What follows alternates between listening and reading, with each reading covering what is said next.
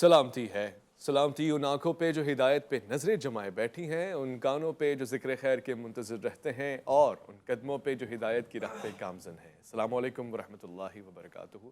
تمام تعریفیں خدائے بزرگ و برتر کے لیے جو وحدہ لا شریک ہے، نہ کوئی ثانی نہ کوئی ہمسر۔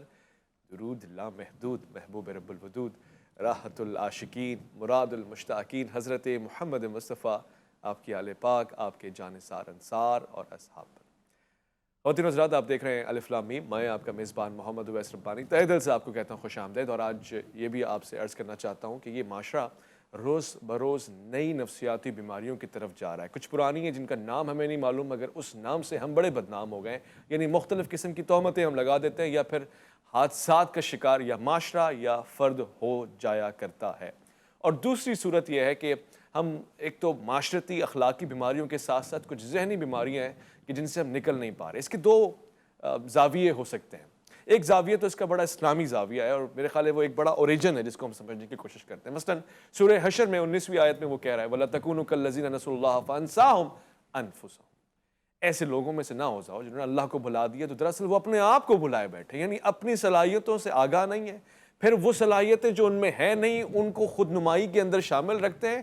پھر یہ بھی ایک وجہ ہے کہ وہ چونکہ اللہ یعنی اس مرکز سے دور ہیں تو پھر وہ ہر برائی میں مبتلا ہیں، اور پھر ان کو پتہ بھی نہیں کہ وہ کس جگہ پہ آ پہنچے ہیں، بہک کر گمراہ ہو کر۔ اس کا تعلق نفسیات سے بڑا گہرا ہے۔ کتنا گہرا ہے؟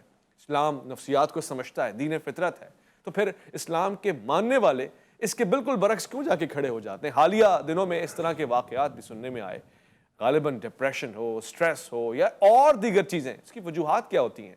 آپ کو ہمارے ماہرین اور اسلام خاص طور سے کیسے اس سے بچا سکتا ہے، اس پہ بات ہوگی۔ میں آج کے اس پروگرام میں خوش آمدید کرنا چاہتا ہوں، تشریف فرمائیں۔ ہمیشہ اچھی گفتگو فرماتی ہیں اور مختلف ٹی وی چینلز کے اوپر تشریف لے جاتی ہیں۔ بڑی ایک اچھی گہری مثبت ریسرچ ہے۔ مجھے اس فیلڈ سے بہت سے لوگ ٹکراتے ہیں، مگر وہ لوگ جو ریزنز کریٹ کرتے ہیں اور پھر اس کو ایکسپلین اچھا کر سکتے ہیں، ان میں سے ایک نمایاں چہرہ ہے ڈاکٹر کرن جاوید۔ السلام علیکم ورحمۃ اللہ۔ وعلیکم السلام۔ میں خوش آمدید کرنا چاہتا ہوں ہمارے دوسرے مہمان کو۔ بڑی توقعات ان سے ہمیشہ رہتی ہے، اور ہمیشہ توقعات سے زیادہ اچھا مواد اور اچھی گفتگو، اور ہمیشہ اصلاح کی اور بہتری کی بات کرتے ہیں، خاص طور سے اگر بات معاشرے کی ہو۔ رہنمائی فرماتے ہیں مفتی نوید عباسی۔ السلام علیکم ورحمۃ اللہ۔ وعلیکم السلام ورحمۃ اللہ وبرکاتہ۔ مفتی صاحب، آپ سے بات کا آغاز کرنا چاہتا ہوں، اور یہ بات میرے لیے بہت ذرا ضروری ہے جاننا کہ پہلے ہم کہتے تھے کہ جو بیماریاں ہیں خاص طور سے نفسیات سے جڑی ہوئی ہیں، وہ ان لوگوں میں تو ہیں جو بہک گئے ہیں، گمراہ ہو گئے ہیں۔ دیندار گھرانوں میں بھی اب اس طرح کی چیزیں دیکھی جا رہی ہیں۔ میری مراد کوئی خاص طبقہ نہیں ہے، مگر ہم سب ہی اس کا شکار کہیں نہ کہیں ہیں۔ وجہ کیا ہے اور اسلام ہمیں کیسے بچاتا ہے اس سے؟ نحمد نصلی علی رسول الکریم، اما بعد، بسم اللہ الرحمن الرحیم۔ جزاک اللہ بھائی اویس ربانی صاحب۔ دیکھیے، گزارش یہ ہے کہ ایک تو یہ کہ بیماری، اس کو بنیادی طور پر بوجھ سمجھ لینا، اللہ کا عذاب سمجھ لینا، یہ ہماری ناسمجھی ہے، کیونکہ رسول اکرم صلی اللہ علیہ وآلہ وسلم کا فرمان ذیشان کہ اللہ اگر کسی کو بخار میں بھی مبتلا فرماتا ہے تو اس کے بدلے میں بھی اس کے گناہ ختم کیے جاتے ہیں، اس کے درجوں میں بلندی ہوتی ہے۔ یعنی اگر کسی کے پاؤں میں کانٹا چبھے تو کانٹا چبھنے کے بدلے میں بھی اللہ کی رحمتیں اور برکتیں میسر آتی ہیں۔ تو ایک تو یہ بنیادی طور پر ایک مسلمان کی حیثیت سے ہمیں جب بیمار ہوتے ہیں تو بیماری کو کوئی عذاب مصیبت یہ نہیں سمجھنا چاہیے، بلکہ اس بیماری میں صبر اور استقامت کے ساتھ آپ نے اللہ رب العالمین کی طرف رجوع کرنا ہے۔ اس کے بعد آپ نے جس بات کی طرف سوال کیا کہ یہ جو ڈپریشن ہے، یا جس کو آپ پاگل پن کہہ لیں، مجنون ہونا کہہ لیں، دیوانہ ہونا کہہ لیں، تو ایک تو یہ ہے کہ عند شریعت کوئی آدمی دیوانہ ہو، اور ایک ہے لوگ جس کو دیوانہ کہتے پھریں۔ دیکھیے، لوگ تو ایسے بھی گزرے ہیں۔ قرآن مجید فرقان حمید کی سورہ طور آپ اٹھائیے تو آپ کو ملے گا فذکر فما انت بنعمت ربک بمجنون ولا کاہن۔ یہ نبی رحمت صلی اللہ علیہ وآلہ وسلم کے متعلق کہا گیا۔ یعنی حضور علیہ السلام جب اس معاشرے میں نئی بات ارشاد فرما رہے ہیں، ان کو ظلم سے، شرک سے، کفر سے، دلالت سے، گمراہی سے بچا رہے ہیں، تو وہ نبی علیہ السلام کے متعلق یہ باتیں کر رہے ہیں۔ لیکن یہ تو لوگوں کی نظر میں ہوتا ہے، اور ایک ہے کہ عند شریعت آپ پر احکام مرتب ہوتے ہیں یا نہیں۔ یاد رکھیے اویس ربانی صاحب، آپ صاحب علم شخصیت ہیں، آپ بھی بخوبی جانتے ہیں، اور ہر صاحب علم یہ چیز جانتا ہے کہ جب کسی آدمی کی عقل زائل ہو جائے یعنی وہ پاگل ہو جائے، مجنون ہو جائے، دیوانہ ہو جائے، یا ڈپریشن جسے آج کل جدید اصطلاح میں کہا جاتا ہے، وہ اس قدر اس میں انہماک کے ساتھ داخل ہو جائے کہ اب اس کو اپنی فکر نہ رہے، تو پھر شریعت اس پر وہ احکام مرتب نہیں کرتی جو شریعت کے ہوتے ہیں. یعنی آپ دیکھیے وہ نماز، روزے، ان چیزوں کا، حج کا یہ مکلف نہیں رہتا. اسی طریقے سے آپ پاگل اور مجنون آدمی کے حوالے سے دیکھیں گے کہ وہ سرپرست کے زیر سایہ رہتا ہے، اس کی باقاعدہ اور باضابطہ نگرانی کی جاتی ہے. آج کے جدید دور میں اس حوالے سے ڈاکٹرز موجود ہیں، ہاسپٹلز موجود ہیں، الگ سے سینٹر موجود ہیں جہاں ان کی کیئر کی جاتی ہے، جہاں ان کی دیکھ بھال کی جاتی ہے. لیکن اسلام یہ کہتا ہے کہ ایسے آدمی کی برابر دیکھ بھال کریں. یاد رکھیے ایسا آدمی اگر کسی کو کوئی ضرر یا نقصان پہنچا دے یا قتل کر دے تو قصاص کے طور پر اس پر کوئی مواخذہ نہیں ہوگا. اس طرح کے آدمی کے حوالے سے دیکھیے اس کے علاج کی بھرپور کوشش کرنی چاہیے. اللہ کے نبی صلی اللہ علیہ وآلہ وسلم کے فرامین کو آپ سامنے رکھیں، قرآن کو سامنے رکھیں، تو اس کا نتیجہ یہ ہے کہ آپ اس پر پوری نظر رکھیں اور اس کو اصلاح کے لیے، یعنی اس کی درستگی کے لیے جس حد تک آپ کے پاس وسائل ہیں. لا یکلف اللہ نفسا الا وسعها. یعنی ایک پاگل ہے ہمارے گھر میں موجود ہے اور ڈاکٹرز ہمیں یہ کہتے ہیں کہ 10 کروڑ سے ٹھیک ہوگا. ہمارے پاس 10 کروڑ نہیں ہے تو ہم اس کے مکلف ہی نہیں ہیں. لیکن اگر وہ تھوڑے پیسے خرچ کرنے سے یا ادھر ادھر جانے سے تھوڑی تکلیف سے ٹھیک ہو سکتا ہے تو ہمیں پوری کوشش کرنی چاہیے جتنی اللہ نے ہمیں استطاعت دی ہے. کسی آدمی کو اس ڈپریشن میں چھوڑنا نہیں چاہیے. لیکن ایک آدمی کی عقل ہی چلی گئی، اس کی عقل ہی باقی نہیں رہی، تو آپ اس پر تو نکاح کے احکام بھی نہیں ہیں، اس کے تو طلاق کے مسائل بھی الگ ہیں. اس لیے اب میں یہاں یہ بات بھی عرض کرنا چاہتا ہوں، ہمارے ناظرین سن رہے ہیں کہ پاگل مجنون آدمی کو گالی دینا، اس پر تان کرنا، اس پر تبرہ کرنا، یا اس کی بنیاد پر، یعنی اگر میرے گھر میں یا آپ کے گھر میں کوئی بچہ پاگل ہے، دیوانہ ہے، تو اس کی بنیاد پر باپ کو برا کہنا، باپ پر تان و تبرہ کرنا، یہ بالکل غلط، سراسر غلط ہے اور اس سے آگے بڑھ کر خلاف اسلام ہے. اس کا اسلام سے کوئی تعلق نہیں ہے. مجنون، پاگل، دیوانہ آدمی وہ اگر کہیں پر ہے تو اس حوالے سے ہم کوئی بات، اور اگر وہ کسی کو برا کہتا ہے، دیکھیے اس کے سرپرست کی ذمہ داری ہے کہ وہ اس کو روکے اور اس کو باہر نکلتے کے حوالے سے بھی اجتناب کرے. نکالتا ہے تو خود ساتھ نکلے. لیکن اگر وہ کسی کو برا بلا کہتا ہے تو جواب میں ہم برا بلا نہیں کہیں گے، اس لیے کہ وہ تو مرفوع القلم ہو گیا، مرفوع القلم ہے، چیزوں سے بھی ذمہ داری ہے. ٹھیک ہے ڈاکٹر صاحبہ، یہ جسے ہم ڈپریشن نامی مرض جانتے ہیں، یہ ہوتا کیا ہے؟ وجوہات کیا ہوتی ہیں؟ ہر بندہ ڈپریشن میں ہوتا ہے؟ دیکھیے ڈپریشن ہے کہ اگر ہم صرف ڈپریشن کی بات کریں تو اداسی کی کیفیت ہے، ناکامی کی کیفیت ہے، ناکامی کی سوچ ہے، اور انسان کا اپنی زندگی سے جو انٹرسٹ ہوتا ہے، پلیجر ہوتا ہے، وہ اٹھ جاتا ہے. ٹھیک ہے، یہ تو پہلے اس کی ڈیفینیشن آ گئی. اب اس کو مزید اسیس کرنے کے لیے بہت سی کرائٹیریا ہے کہ جس میں اس کی نیند خراب ہو جانا، بھوک ختم ہو جانا، اس کے علاوہ جو اس کی جو کانفیڈنس لیول ہے بالکل شیٹر ہو جانا، زندگی سے مایوسی ہو جانا، اور نہایت چانسز ہیں کہ وہ زندگی کا خاتمہ کرنے کے بارے میں بھی سوچے. ٹھیک ہے، تو یہ تو ہو گیا ڈپریشن. اب یہ ہوتا کس طریقے سے ہے؟ سب سے پہلے میں اس میں بتانا چاہوں گی کہ فیلنگ ڈپریسڈ یا پھر ہیونگ ڈپریشن، اس میں بہت بڑا فرق ہے. اچھا جی، اگر ہم ہمارے ساتھ کوئی آج کل کے دور میں کوئی ایسی چیز واقعہ پیش آیا ہے جس نے مجھے اداس کر دیا ہے، پریشان کر دیا ہے، اور میں کچھ دنوں تک 2-3 دنوں تک جو ہوں وہ اچھا فیل نہیں کری، اداسی کی کیفیت میں ہوں. کچھ بھی ایسا ہو سکتا ہے، جیسے کوئی بہت پیارا ہے جو چلا گیا ہے، کہیں بھی چلا گیا ہے. اس کے علاوہ کوئی مجھ سے کوئی ایسی چیز ہو گئی ہے جس میں میں اچھا محسوس نہیں کر رہی ہوں، تو وہ کیفیت ہوئی 1 دن 2 دن، اور پھر اس کے بعد مینیج کر کے میں چلی گئی، تو اٹ مینس کہ I was just feeling depressed, میں محسوس کر رہی تھی، دین آئی بیکیم اوکے. اگر اس کا سیکنڈ دیکھیں، جو انسان جس کو ہیونگ ڈپریشن، وہ اس کیفیت سے باہر نہیں نکل پائے گا، وہ اسی کیفیت میں سٹک ہو جائے گا، وہ وہیں پر جڑا رہ جائے گا، اور زندگی آگے چلتی جائے گی لیکن اس کا ذہن، اس کی سوچ وہیں رکی ہوئی ہوگی. اور اگر ایسا کم از کم 2 ہفتے تک ہوتا گیا، اور جس میں نے سارے جو علامات بتائی ہیں وہ موجود ہوئیں، بھوک، پیاس، انٹرسٹ ختم ہو جانا، زندگی کو خاتمہ کرنے کا سوچنا، اس طرح کے خیالات آنا، تو اس کا مطلب ہے کہ وہ سیویئر ڈپریشن میں شخص مبتلا ہو چکا ہے. اچھا جی، اور اس کا مطلب ہے کہ اب اس کو ریئل پروفیشنل ہیلپ کی ضرورت ہے. بالکل اس طریقے سے کہ جیسے کوئی بیماری آپ کو پتہ چل گئی، بخار یا ٹائیفائڈ یا کوئی بھی بیماری، تو اس کے لیے اب آپ ڈاکٹر کے پاس جا کے علاج کروائیں گے. بالکل اسی طرح آپ کو اب جانا ہے ذہنی ڈاکٹر کے پاس، جس کو ہم سائیکالوجسٹ کہتے ہیں، سائیکو تھراپسٹ کہتے ہیں. باقاعدہ اس کے پاس جانا ہے اور اپنا علاج معالجہ ضرور کروانا ہے. یہ تو نہیں ہے کہ کوئی اگر نفسیات کے ڈاکٹر سے رابطہ کر رہا ہے یا اس سے اپوائنٹمنٹ لے رہا ہے یا اس سے اپنا علاج کروا رہا ہے تو وہ پاگل ہے. مطلب ایک نارمل انسان بھی نفسیات کے ڈاکٹر سے رجوع کر سکتا ہے اور اس سے معاملات ڈسکس کر سکتا ہے، رائٹ؟ بالکل کر سکتا ہے. ایک ہوتا ہے کاؤنسلنگ، ایک ٹریٹمنٹ کا میں آپ کو نام بتاؤں، کاؤنسلنگ اور تھیراپی. جو کاؤنسلنگ ہوتی ہے وہ ڈیلی لائف روز مرہ کے جو بھی ہمارے ایشوز ہوتے ہیں ان کو ڈیل کرنے کے لیے جو ہم ٹریٹمنٹ کرتے ہیں وہ کاؤنسلنگ ہوتی ہے، جس میں بڑی بیماریاں نہیں ہوتی ہیں. جو تھیراپی ہوتی ہے وہ جو بیماریاں ہوتی ہیں، ذہنی امراض ہوتے ہیں، ان کو ڈیل کرتی ہے.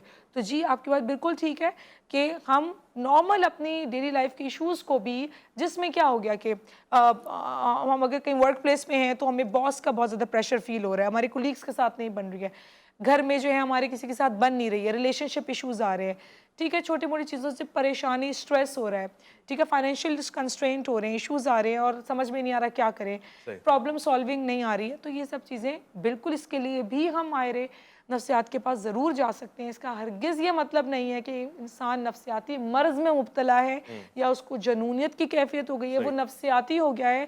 میں آپ کو بتاؤں اویس صاحب کہ یہی وجہ ہے کہ لوگ اس طرف نہیں آتے، اس پروفیشنل کی طرف نہیں آتے کہ کہیں ہمیں لوگ سٹگمٹائز نہ کر دے کہ تم تو نفسیاتی ہو گئے ہو یا ہو گئی ہو، کیونکہ تم تو تھراپسٹ کے پاس جا رہی ہو، تم تو نفسیاتی ڈاکٹر کے پاس جا رہی ہو.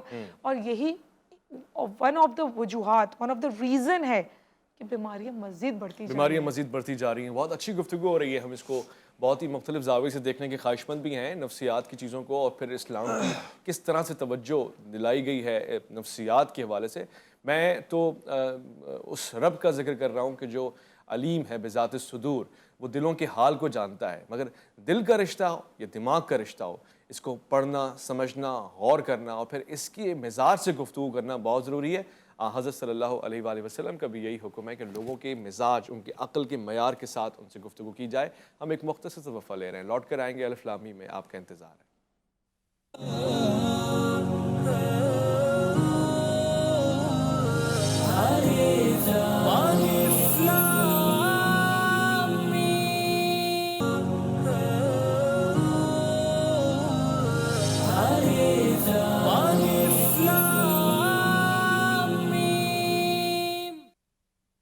ایک بڑی دلچسپ چیز میں آپ کے سامنے لانا چاہتا ہوں. ایسے بہت سارے افراد جو ظاہراً ذکر بھی کر رہے ہوتے ہیں اور دیگر واجبات بھی ان کے پورے ہوتے ہیں، مجھے اس بات کا خطرہ ہے کہ وہ نفسیاتی مریض ہوتے ہیں. یعنی ذہنی طور سے کوئی نہ کوئی چیز ہے جو ان کے اندر غائب ہوتی ہے، مکمل ذہنی حالت میں وہ نہیں ہوتے.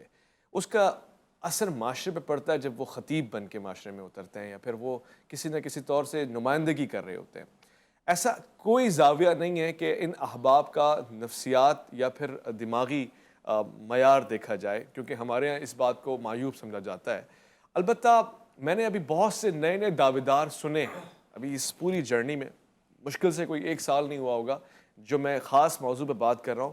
کسی کو کچھ دکھ رہا ہے، کسی سے کوئی چیز آ کے بات کر رہی ہے، کسی کو ایسا لگتا ہے کہ اس سے معاذ اللہ چیزیں براہ راست ہو گئی ہیں، یہ چیزیں تو اس کے لیے ہے ہی نہیں، یعنی یہ تو وحی کے سلسلے ہیں اور دیگر چیزیں.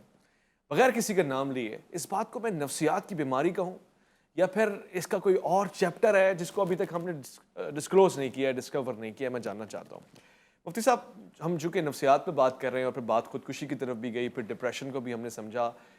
میرا خیال ہے کہ کیا یہ ساری چیزیں جو آج ہم دیکھ رہے ہیں، حضرت صلی اللہ علیہ وآلہ وسلم کے دور میں یہ سب چیزیں تھیں؟ کیا اصحاب رسول میں سے کوئی آیا کرتا تھا کہ جی مجھے یہ چیز ہو رہی ہے، اس کا علاج کیا ہو سکتا ہے، یا یہ اس دور کی بیماری ہیں؟ دیکھیے اویس بھائی، گزارش یہ ہے کہ ابھی ہم نے جس طریقے سے پاگل، مجنون یا کوئی آدمی، دیکھیے ڈپریشن کا شکار ہر آدمی پاگل اور دیوانہ نہیں ہوگا. وقتی طور پر مہنگائی کی وجہ سے، بے روزگاری کی وجہ سے، گھریلو حالات کی وجہ سے وہ ستایا ہوا بعض دفعہ وہ مشکل حالات میں چلا جاتا ہے. اس کے لیے میں وہ احکام نہیں کہہ رہا تھا کہ جو میں، یعنی وہ ڈپریشن کی اس حد تک کو چلا جائے کہ اب اس کو اپنے آپ کی فکر بھی نہ رہے، وہ اچھے اور برے میں تمیز نہ کر پائے اس لیے اس حوالے سے ہم نے کہا کہ وہ مجنون ہے، اور مجنون کے احکام پھر وہ شریعت نے بتا دیے ہیں۔ جو ابھی آپ نے سوال کیا ہے کہ کوئی آدمی، دیکھیے گزارش یہ ہے کہ موجودہ دور میں جب میڈیائی لوگ معاشرے میں موجود ہیں، میں اور آپ بھی میڈیا پر آتے ہیں، لیکن ایک ہوتا ہے میڈیا میں فیم حاصل کرنا، کہ کسی نہ کسی طریقے سے میں جو ہے نا وہ مجھے ٹی آر پی مل جائے اور میں اوپر چلا جاؤں، اور اس کے لیے طرح طرح کے ہیلے بہانے کرنا، اور کبھی یہ کہنا کہ جناب میں امام مہدی ہو گیا ہوں، میں اپنی زندگی میں 2 امام مہدیوں سے مل چکا ہوں، اگرچہ وہ دونوں رجوع کر چکے، انہوں نے کہا کہ ہم سے غلطی ہو گئی، انہوں نے یہ اعلان کیا کہ ہم امام مہدی ہیں۔ صاحب آپ امام مہدی کیسے ہیں؟ امام مہدی جب آئے گئے، امام مہدی کا کیا معاملہ ہوگا، وہ تو نبی رحمت صلی اللہ علیہ وآلہ وسلم نے ان کی بابت بتا دیا ہے، تو آپ نے یہ کیوں کیا؟ اب وہ ظاہر ہے کہ ان لوگوں کے اب اس کے اندر سے نکلنے کے بعد وہ طرح طرح کی باتیں کرتے ہیں، اور آپ نے ظاہر ہے انہوں نے توبہ اور رجوع اور معاملات کر لیے۔ تو اس طرح کے لوگ جو، ایک تو یہ ہے کہ وہ معاشرے میں اپنا آپ جو ہے وہ دکھانا چاہتے ہیں کہ لوگ ہمیں دیکھیں، ہم نئی بات کر رہے ہیں، ہم بالکل جداگانہ بات کر رہے ہیں۔ اور کچھ لوگ ایسے ہوتے ہیں کہ جن کے پیچھے شیطانی طاقتیں کار فرما ہوتی ہیں، مغرب کار فرما ہوتا ہے، جیسے ہمارے ماضی قریب میں حضرت تاجدار گولڈہ سیدنا پیر مہر علی شاہ رضی اللہ تعالیٰ عنہ کا واسطہ ایک آدمی سے پڑتا ہے، قادیاں کے مرزے سے، تو ظاہر ہے وہ اعلان نبوت کر رہا، اب اس کو کوئی پاگل دیوانہ یا مجنون تو نہیں کہے گا، تو وہ تو علم بھی رکھتا تھا، وہ تو کتابیں بھی لکھتا تھا، وہ سب کچھ کرتا تھا، لیکن وہ باقاعدہ ایک منظم منصوبے پر تھا، اور ظاہر ہے اس کے حوالے سے پھر شرعی احکام ہے، پھر شریعت اپنا راستہ لیتی ہے، اور پھر شریعت حکم لگاتی ہے کہ جناب یہ آدمی مجنون و پاگل اور دیوانہ نہیں ہے۔ ہاں، مجنون اور پاگل دیوانہ آدمی اگر قرآن مجید فرقان حمید کو جلا دیتا ہے، اس کا حکم الگ ہوگا، اور اگر ایک صحیح سالم تندرست آدمی جلا کے کہتا ہے کہ میں پاگل ہوں، اس کا حکم جو ہے وہ الگ ہوگا۔ یہ نہیں ہے کہ کوئی کہے میں پاگل ہوں تو ہم مان لیں گے کہ وہ پاگل ہے، یا کوئی آدمی ایسی حرکتیں کرتا ہو تو وہ اس بعد میں لوگ کہہ دیں کہ جناب یہ پاگل ہے، تو جناب اس کے لیے پاگل کے احکام مرتب نہیں ہوتے۔ یہاں اویس ربانی صاحب میں ایک توجہ طلب اور غور طلب بات کرنا چاہتا ہوں، وہ یہ کہ پاگل آدمی اگر کوئی ایسا کام کرتا ہے تو میں نے یہ کہا کہ اس پر احکام مرتب نہیں ہوتے، یعنی اگر ویسے کوئی آدمی بدکاری کرے گا تو اس کے لیے سزا ہے، شادی شدہ کے لیے الگ ہے اسلام میں، اور غیر شادی شدہ کے لیے الگ ہے، وہ آپ بخوبی جانتے ہیں۔ لیکن اگر پاگل کرے گا تو پاگل کے لیے سزا نہیں ہے، لیکن کوئی آدمی یہ فعل کرنے کے بعد کہے کہ میں پاگل ہوں تو کیا ہم مان لیں گے؟ ایسا ہرگز نہیں ہوگا۔ اس کے لیے ماہرین موجود ہوتے ہیں، اطباء موجود ہوتے ہیں۔ شریعت کہتی کیا ہے؟ شریعت روزہ جو آدمی چھوڑتا ہے تو اس کے حوالے سے کس کی بات مانی جاتی ہے؟ مولوی صاحب کی؟ مولوی صاحب تو مسئلہ بتائیں گے نا، مفتی صاحب تو شرعی مسئلہ بتائیں گے، اس کے لیے ماہر طبیب ڈاکٹر مسئلہ بتائے گا کہ جناب اگر یہ روزہ رکھے گا تو اس کے گردوں میں یہ خرابی ہو جائے گی، عقل میں یہ خرابی ہو جائے گی، تو وہ روزہ چھوڑ دے گا۔ تو پھر ہم ایسے آدمی کے حوالے سے ماہر معالج سے رجوع کریں گے، اور وہ معالج اگر یہ کہتا ہے کہ یہ واقعتاً، اور وہ معالج اسلام پسند ہو، یہ نہ ہو کہ وہ مغرب کے ایما پر چلنے والا ہو، تو اس کی بات بھی ہم نہیں مانیں گے، اس لیے کہ یہاں تو شرعی احکام مرتب ہو رہے ہیں نا، یہاں تو حلال اور حرام کی بات ہو رہی ہے، تو اس حوالے سے یہ چیزیں دیکھی جائیں گی۔ تو یہ جو پاگل قسم کے لوگ، یہ جو دیوانے قسم کے لوگ، یہ دیوانے اس معنی میں نہیں جس معنی میں بات کر رہا ہوں، میں تو معاشرتی طور پر جس کو ہم پاگل اور دیوانہ کہہ دیتے ہیں، یہ وہ لوگ ہیں۔ ان کے حوالے سے شریعت کو راستہ لینا چاہیے، حکومت وقت کو جو ہے وہ قوانین جو بنے ہوئے ان کے مطابق ایسے لوگوں کو پکڑ کے جیل میں ڈالنا چاہیے تاکہ یہ لوگوں کے ایمان کو خراب نہ کریں۔ آج تو میں یہ سمجھتا ہوں کہ جو علماء کرام ہیں، بڑی معذرت کے ساتھ بہت سارے ایسے، مجھ سمیت سب لوگوں کو اپنا معائنہ کروانا چاہیے کہ کہیں ہم جو ہے نا وہ پاگل پن کی طرف تو نہیں جا رہے، ہم دیوانگی۔ بہت سارے لوگ ایسے ہیں جو فہم حاصل کرنے کے لیے، جناب آج ہم یہاں بیٹھے ہوئے، میں اور آپ بیٹھے ہوئے ہیں، وہ شخص جس کی ابن تیمیہ تعریف کر رہا ہو، وہ شخص جس کی ابن قدامہ تعریف کر رہا ہو، وہ شخص جس کی بڑے بڑے علماء تعریف کر رہے ہوں، جنہیں شیخ عبد القادر جیلانی کہہ رہے ہوں، جنہیں قطب الاقطاب کہہ رہے ہوں، اس شیخ عبد القادر جیلانی پر آج اتنے سو سال بعد بیٹھ کے میں اگر تان و تبرہ کروں، یا تو میں دشمن اولیاء ہوں، دشمن خدا اور رسول ہوں، یا پھر دوسری صورت میں پاگل ہوں۔ اگر پاگل نہیں ہوں تو پھر میں دشمن خدا اور رسول ہوں، پھر کسی کے کہنے پر یہ کام کر رہا ہوں۔ یہ چیزیں ہمیں سوچنی چاہیے، نہیں ہونی چاہیے۔ بہت حساس معاملہ ہے اور سنجیدہ معاملہ ہے، اور بالکل صحیح آپ نے جانب توجہ دلائی ہے ہماری ڈاکٹر صاحبہ۔ ہیلوسینیشن جس پہ بات ہو رہی تھی کہ بہت ساری چیزیں دکھنا، پھر اس کے بعد انسان کا ان چیزوں کو محسوس کرنا، دوسرے نہیں دیکھ پا رہے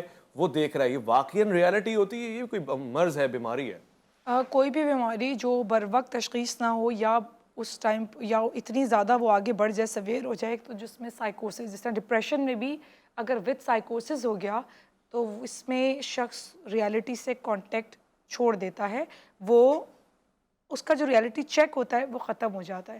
اس میں ہوتا کیا ہے کہ اس کو کوئی غیب کی چیزیں یہ دکھتی ہیں، سنائی دیتی ہیں، سونگھ سکتا ہے وہ ان چیزوں کو، تو اس کی ایک اپنی دنیا بن جاتی ہے، ٹھیک ہے، اور وہ آپ کو بات بھی اپنی دنیا کے مناسبت سے کرے گا، ٹھیک ہے۔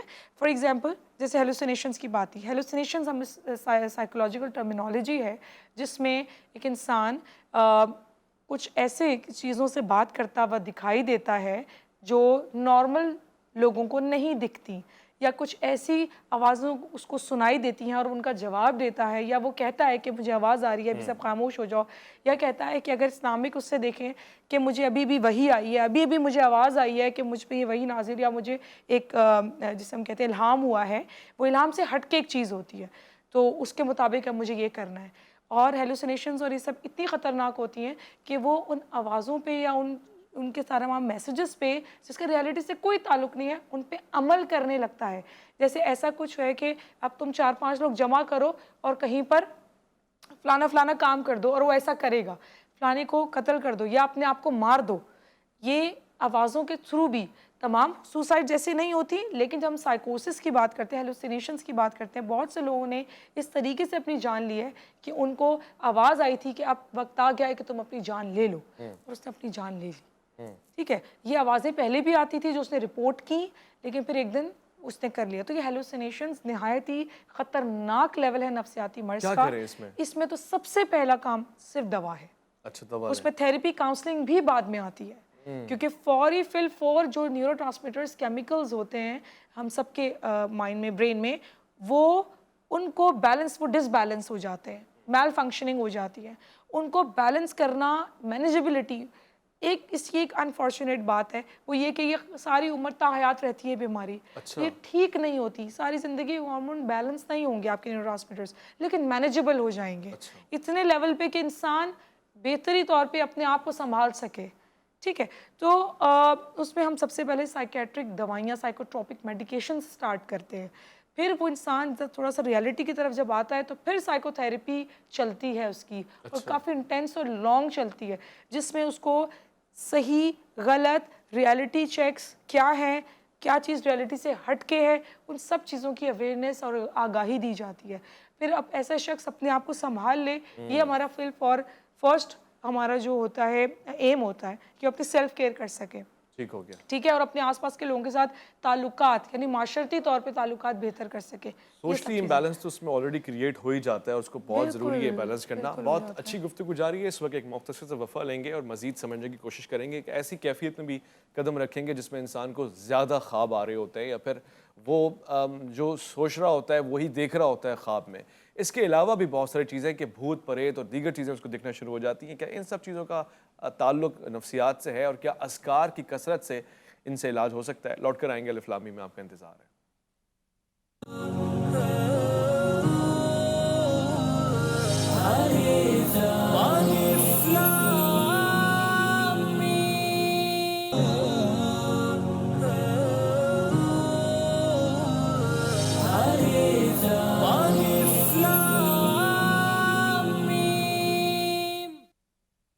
خوش آمدید خواتین و حضرات، پروگرام الف لام میم آپ دیکھ رہے ہیں۔ دنیا بھر سے دیکھنے والے خواتین و حضرات اس بات کو تو اچھی طرح جانتے ہیں کہ پروگرام میں ہمیشہ اسلام اور اسلامی چیزوں کے ساتھ کنیکٹڈ چیزیں ڈسکس ہوتی ہیں، اور قابل ذکر سمجھتے ہیں ان چیزوں کو کہ جن کا تعلق انسانی دماغ، دل اور معاشرتی اقدار کے ساتھ ہے۔ میں اس وقت جس معاشرے میں ہوں اور جس وقت آپ اس معاشرے میں بیٹھے ہوئے ہیں، ہمیں کم و بیش روزانہ کی بنیاد کے اوپر اس طرح کے کیسز دیکھنے سننے میں آ رہے ہوتے ہیں کہ جن سے ہم بہت مایوس ہوتے ہیں، بہت افسوس ہوتا ہے، لگتا نہیں یہ کوئی انسانی حرکت ہے۔ مثلا کیا یہ انسانی معاشرہ ہو سکتا ہے کہ جس میں قبرستان میں وہ جو مردے ہیں ان کا کفن کھول کر ان کے ساتھ ناجائز اور میں سمجھتا ہوں انتہائی وحشیانہ سلوک کیا جائے؟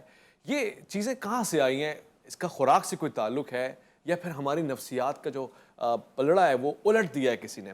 ڈاکٹر صاحب سے گفتگو ہو رہی ہے، ہم اس پہ بھی بات کرنا چاہتے ہیں کہ انسان بعض اوقات وہ چیزیں کر جاتا ہے یا وہ کر رہا ہوتا ہے جس کو نہ پہلے کبھی دیکھا گیا ہے نہ کبھی سوچا گیا ہے، خاص طور سے ایسے افراد جو دیگر غیر مرئی مخلوقات کے ہونے کا دعویٰ کر دیتے ہیں یا کسی پہ بہت کچھ پڑھ پھونک دیتے ہیں، اس کا نفسیات پہ اثر ہوتا ہے؟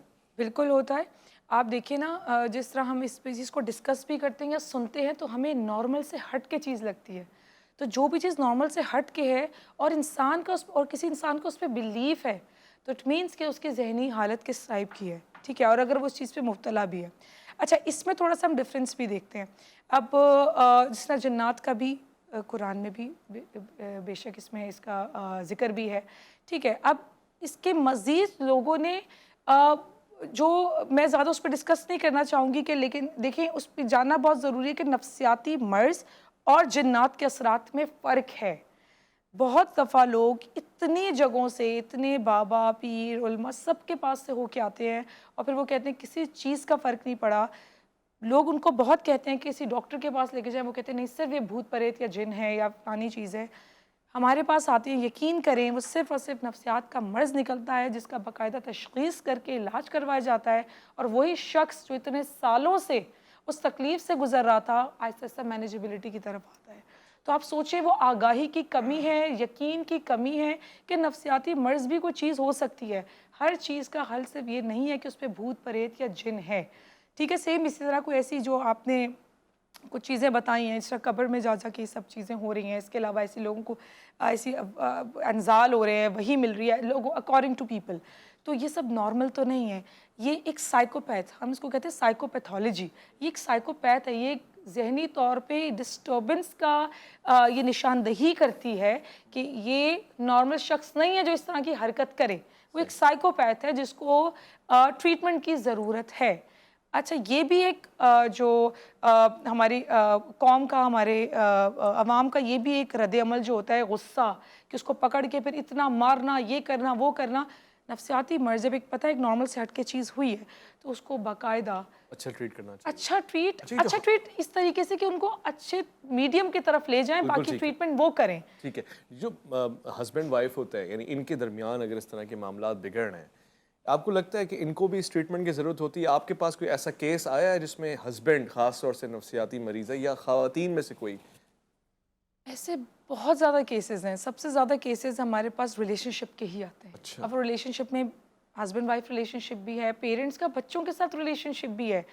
میں ایک بات ایز اے سائیکالوجسٹ یہ کہتی ہوں کہ کسی بھی ریلیشن میں جب کمپیٹیبلٹی نہ ہو، ہم آہنگی نہ ہو، کہیں پر کوئی بھی ایک بھی کمپرومائز کرنے کو ریڈی نہ ہو رہا ہو، وہاں پر مسئلے مسائل آنا شروع ہو جاتے ہیں. کوئی بھی ریلیشن شپ ہے وہ 2 وے ہوتا ہے، چاہے وہ کوئی بھی رشتہ ہو وہ 2 وے ہوتا ہے. دونوں طرف سے انڈرسٹینڈنگ اور کمپرومائزنگ دونوں ہوگی. لیکن جہاں تک بات ہے نفسیاتی مرض کی، کہ ہاں جب کسی شخص کا بہت زیادہ غصہ نارمل سے ہٹ کے ایکسیڈ کر جائے اتنا زیادہ کہ انسان ابیوز کی طرف چلا جائے، ایموشنل ابیوز بھی دے رہا ہے، فزیکل ابیوز بھی دے رہا ہے، اور اس طریقے سے ڈفرینٹ طریقے کے تشدد اور ٹارچرز کر رہا ہے، تو اس کا مطلب ہے کہ وہ نارمل چیز تو ہے نہیں، اور اس سے تعلقات خراب کیا پوری تباہی کی طرف چلے جاتے ہیں. سو بالکل ایسے کیسز ہمارے پاس آئے ہیں. ان کو ٹائم بھی بہت لگتا ہے بہتر ہونے میں، کیونکہ جہاں پہ کسی بھی ایک شخص کا جب نفسیاتی مرض تشخیص ہو جائے تو پہلے تو اس کے اندر ایکسیپٹیبلٹی پیدا کرنے کی ضرورت ہوتی ہے، اور وہ ہمیں ٹائم لگ جاتا ہے کیونکہ انسان مانتا ہی نہیں ہے کہ وہ کس وجہ سے یہ چیز کر رہا ہے، کیونکہ اس کے ذہن میں کوئی خلل ہے. ٹھیک ہے. مفتی صاحب، خودکشی کی کیا حقیقت ہے؟ اسلام میں اس کو کس نگاہ سے دیکھا جاتا ہے؟ اس پہ بھی بہت ساری بحث ہے، اور یہ آخری موضوع بھی ہمارا ہے کہ اللہ کے پیارے رسول نے کبھی کسی خودکشی کرنے والے کا جنازہ نہیں پڑھا، مگر کیا اس کو ایز اے حکم لیا جائے کہ اگر آج کوئی ظاہراً خودکشی کا کیس آئے، اس کو ذرا بیان فرما دیجیے گا. دیکھیے، قرآن مجید فرقان حمید نے یہ بات بڑی صراحت کے ساتھ فرما دی، وَلَا تُلْقُوا بِأَيْدِيكُمْ إِلَى التَّهْلُكَةِ، اپنے آپ کو اپنے ہاتھوں سے ہلاکت میں مبتلا نہ کرو. صحیح.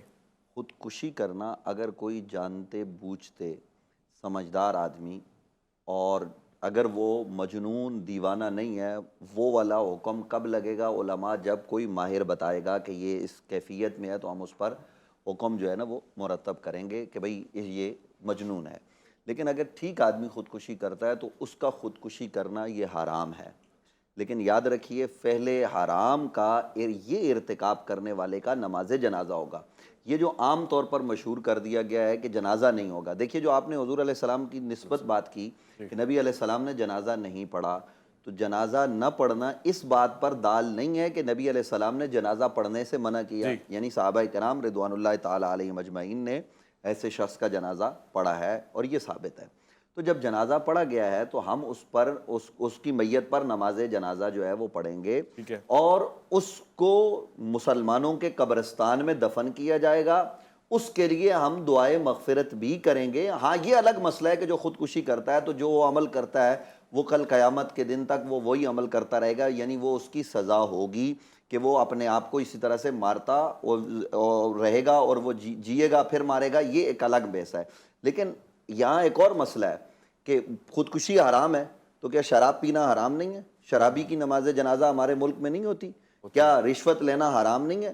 کیا یہ جتنے سارے رشوت خور ہیں ان کی نماز جنازہ ادا نہیں کی جاتی؟ یہ صرف خودکشی کے موقع پر ہمیں جہاں شریعت کہتی ہے نماز جنازہ ادا نہ کرو وہاں تو نماز جنازہ لوگ ادا کر دیتے ہیں۔ دوران ڈکیتی اگر ڈکیت کو پولیس مار دیتی ہے یا محافظ اس کو مار دیتے ہیں تو ایسے آدمی کا نماز جنازہ ادا نہیں کی جائے گی تاکہ لوگ عبرت پکڑیں کہ یہ لوگوں کو نقصان پہنچا رہا تھا۔ لیکن ایسے لوگوں کی نماز جنازہ ہم نے ادا ہوتے دیکھی ہے، کیوں یہاں پہ نہیں بولتے؟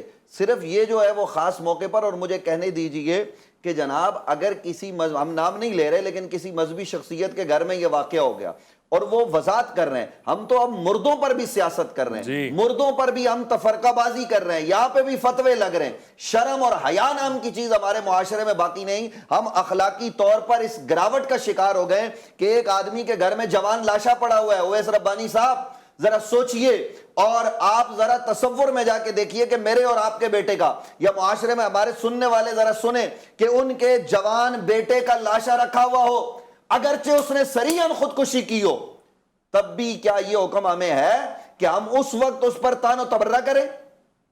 ہم اپنے فیم کے لیے میڈیا میں خبریں چلائیں، ہم سوشل میڈیا کا استعمال کریں، تان و تبرہ کریں؟ یہ ہمیں کس نے حق دیا ہے؟ ہم ہوتے کون ہیں؟ ہمیں شرم آنی چاہیے۔ ہمارے معاشرے کو جو اخلاقی گراوٹ کا شکار ہو چکا ہے کہ ہم اتنے بدبخت ہو چکے ہیں کہ ہم اس وقت جو ہے وہ لگے ہوتے، حالانکہ اس وقت تو اس کو پرسہ دینا چاہیے، تعزیت کرنی چاہیے کہ جناب آپ دکھ کی گھڑی میں اللہ آپ کو صبر دے۔ بالغ آدمی اگر خودکشی کرتا ہے تو ماں باپ پر تو کوئی قدغن نہیں لگے گی کیونکہ ماں باپ تو بری الذمہ ہے، لیکن ہمارے معاشرے میں یہ سب ہو رہا ہے اور کوئی پرسان حال نہیں ہے، اور ایک آدمی آ کے جوان لاشا پڑا ہوا ہے وضاحت دے رہا ہے کہ میرا بھائی اس لیے جو ہے نا وہ اس بیماری میں مبتلا ہو کر دنیا سے چلا گیا ہے، اس نے اپنے آپ کو جو ہے نا وہ شوٹ کر دیا ہے۔ پھر اس وضاحت پر نئی چیزیں کہ جناب وہ دنیا کو تبلیغ کرتے تھے، اب جناب یہ ہو رہا ہے۔ یہ کون سا انداز ہے جناب؟ کیا کسی تبلیغ کا کیا پھر ہم تو اللہ کے نبی پر بھی کیا کلام کریں گے؟ کیا صحابہ کرام رضوان اللہ تعالی علیہم اجمعین کے گھر میں ایسے بچے نہیں تھے کہ جناب جنہوں نے ظلم جور اور ستم کیا، جنہوں نے تباہی اور بربادی کی داستانیں رقم کی ہیں، جنہوں نے ظلم کے وہ مینار کھڑے کیے ہیں کہ قیامت تک گرانے میں ہمیں جو ہے نا وہ وقت لگ رہا ہے؟ وہ صحابہ کے بچے تو تھے نا، کوئی اور تو نہیں تھے۔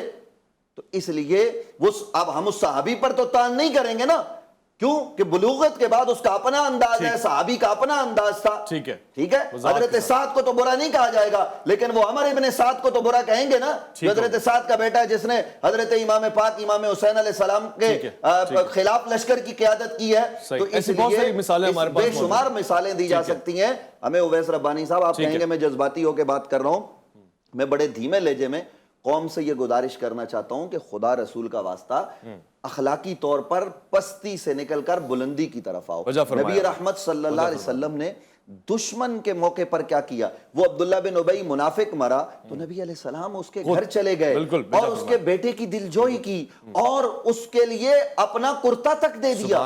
کیا یہ نبی علیہ السلام کی سنتیں ہم نے صرف جو ہے نا وہ اپنے لیے رکھی ہوئی ہیں، غیروں کے لیے ہمیں یاد نہیں آتی؟ یہاں پر سب سے بڑا معیاری اور مثالی زندگانی کا حصہ جناب رسالت مآب فخر موجودات مقصود کائنات کا آپ نے بالکل بجا فرمایا۔ مفتی نوید عباسی صاحب آپ کا بے انتہا شکریہ، بہت ہی احسن اور معلوماتی آج ہمارا پروگرام رہا۔ ڈاکٹر صاحب آپ کا بہت بہت شکریہ، آپ نے ہمیں اپنے قیمتی وقت سے نوازا۔